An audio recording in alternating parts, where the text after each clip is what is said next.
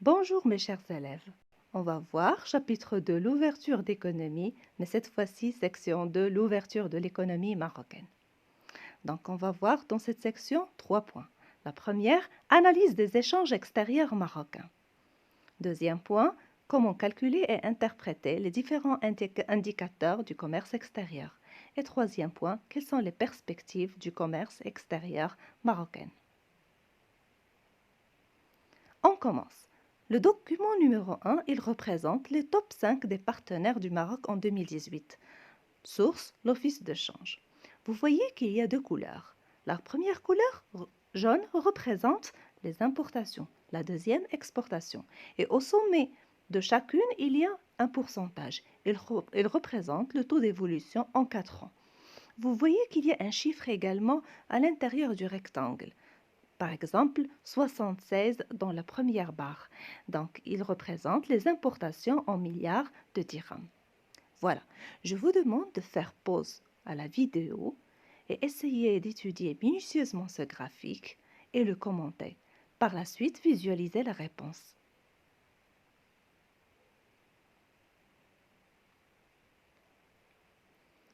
Le commentaire du document 1.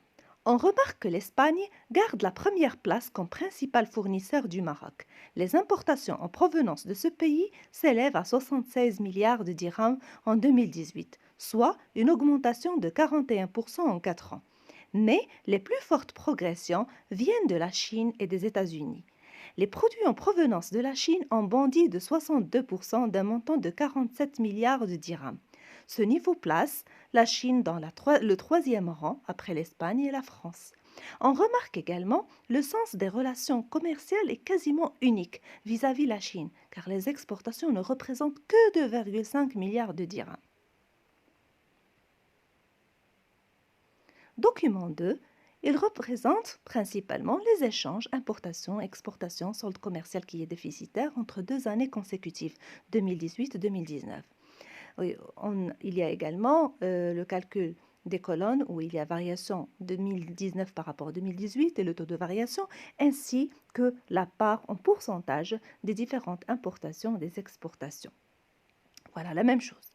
Je vous demande de faire une pause à la vidéo et essayer de calculer tout ce qui est en gras, c'est-à-dire la variation en 2019 par rapport à 2018, le taux de variation, solde commercial, ainsi que la part des importations et exportations en 2019.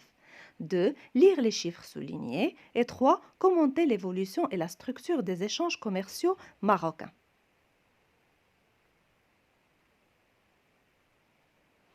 Après, vérifiez avec les réponses que je vous ai données. Vous avez les calculs. La variation, c'est la variation des importations, les importations en 2019 par moins les importations en 2018. Le taux de variation, ce sont les importations en 2019 moins les importations en 2018 sur les importations en 2018 fois 100. Le déficit commercial en 2018, c'est les exportations moins les importations. Les exportations et les représentées par grand X moins les importations qui est représentée par grand M.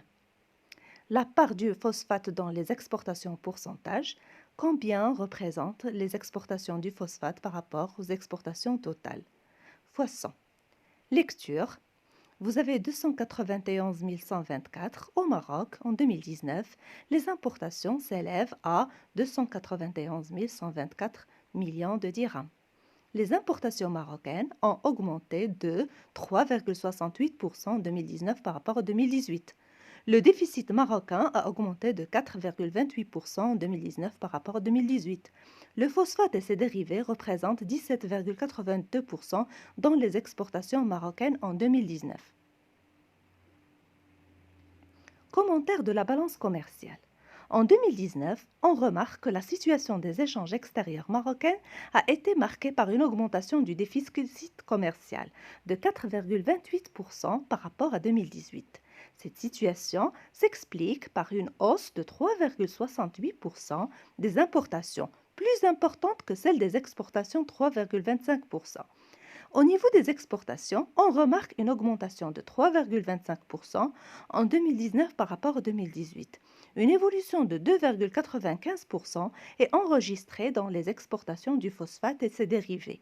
D'un autre côté, les exportations hors OCP, c'est-à-dire à part les phosphates et ses dérivés, ont affiché une hausse de 3,3% en liaison avec la bonne performance du secteur aéronautique, 11,5%.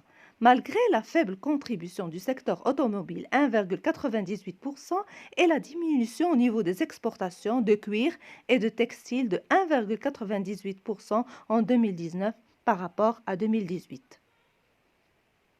Quant aux importations marocaines, ils ont enregistré une nette évolution de 3,68% en 2019 par rapport à 2018, malgré la baisse de la facture énergétique de 2,08% et l'importation de blé de 0,43%.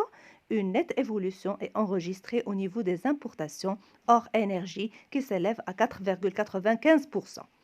On remarque également que le poids d'énergie reste toujours élevé dans les importations marocaines, avec une part de 17,8%, et que les exportations marocaines s'appuient toujours sur les produits de base, phosphates et ses dérivés à faible valeur ajoutée, avec une part de 15,47%.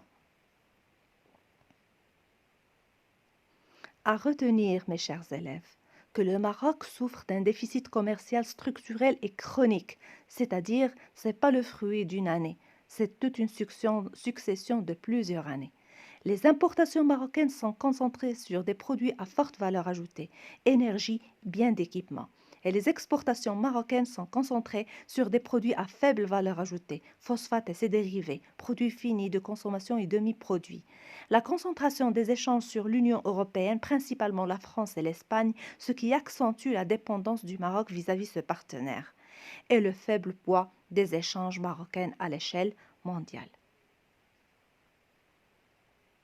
Deuxième point, calcul et interprétation et analyse des principaux indicateurs.